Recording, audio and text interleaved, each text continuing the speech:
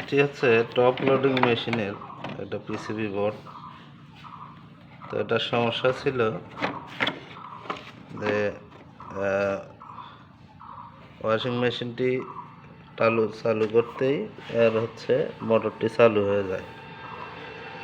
তো আমরা এর বোর্ডটি খুলে নিয়েছি। খুলে নিয়েই এখানে দেখা যাচ্ছে যে দুইটা ট্রানজিস্টর রয়েছে।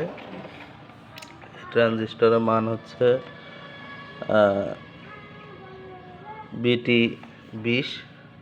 তো এই ট্রানজিস্টর দুটি আমরা চেঞ্জ করে দিয়েছি। এখন অবশ্য BTA15 ট্রানজিস্টর দিয়ে করা আছে।